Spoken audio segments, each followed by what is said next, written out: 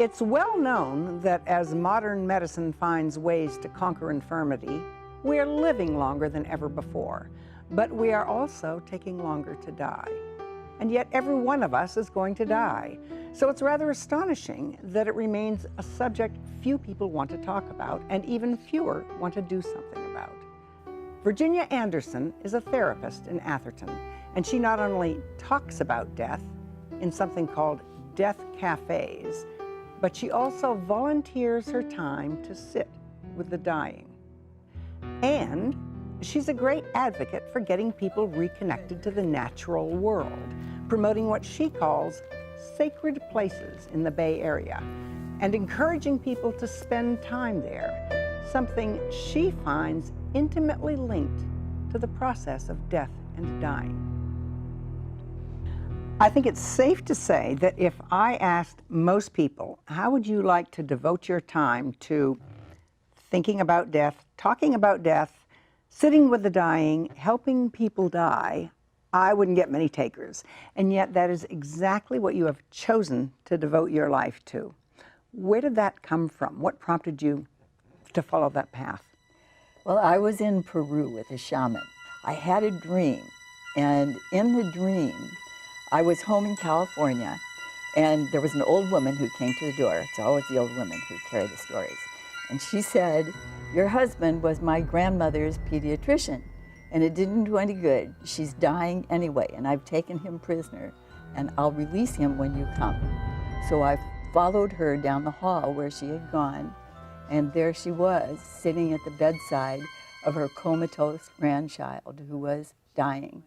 And I immediately knew that I was there, I was present on the planet at this point in time to be present at the transformation of life as we know it on the planet. Well, life is changing on the planet, everywhere, in all forms. And the initial work that I did following that dream was involved with the natural world. And I went from time that I spent in the Andes learning how to be present in sacred places and to open myself. So I learned hospice process by doing this work, with this shamanic work of being present in the natural world. It's intertwined, deeply intertwined for me. Tell me about the death cafes. Even the phrase death cafe, I would think would put people off, but I gather they're incredibly valuable. I think so. They started in Europe, brought people together just to be able to say anything that they wanted to say about the process of dying, about what worried them, what were they afraid of, what questions that they had, and people just had a chance to air it. But they're mostly designed to help people keep exploring options and to pay attention to the fact that they have choices and control that they didn't realize they had. Very important thing to be contributing to the culture now, I think. Do you see real benefits? Do you see people coming away feeling, let's say, empowered? Absolutely, absolutely, I do, yeah. What are the important things that people often have to do before dying? Well, I think that lots of times people carry baggage about stuff that's unfinished business between themselves and other people. So sometimes it's a matter of just them working through that. Sometimes it's a matter of finding a way to make a better ending with somebody in a direct way. So I think that's an important thing for people to be able to address. It's also important. There's a whole if-only line of things. If only I had done this, if only da-da-da-da.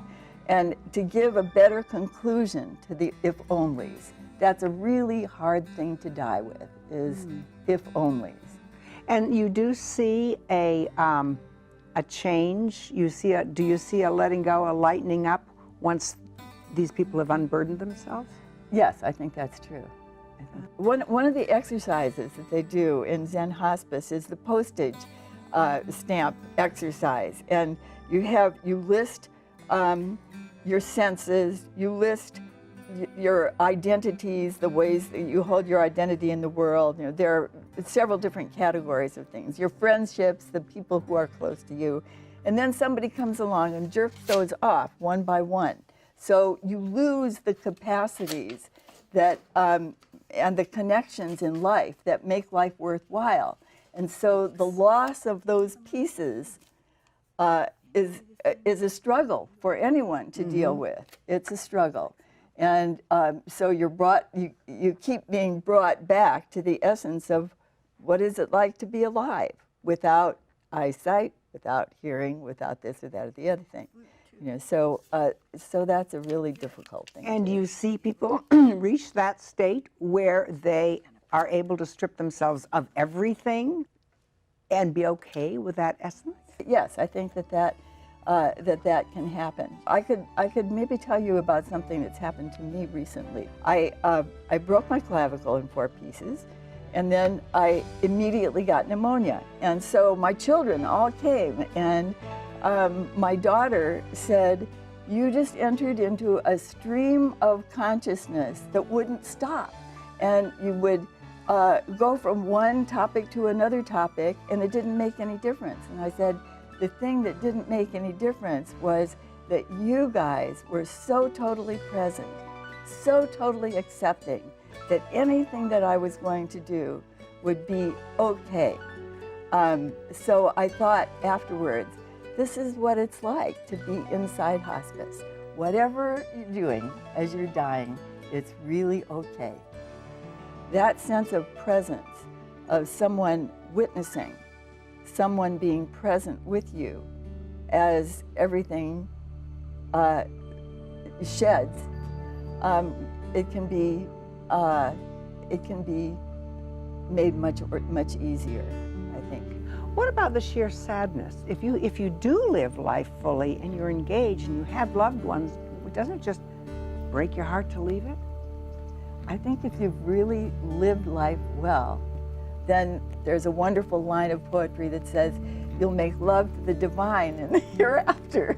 So if you live well, you really know how to die well.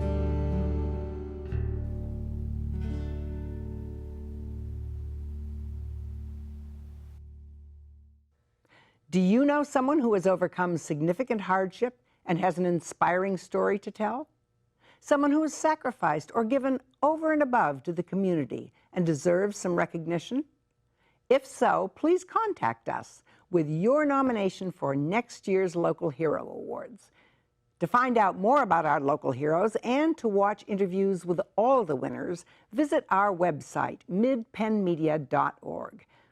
At the Mid-Peninsula Community Media Center, you can make your own videos and television programs and take classes in all aspects of media production. You can also hire our professional services team. To find out more about that, go to mcproservices.com. Congratulations to all our winners, and thank you for watching.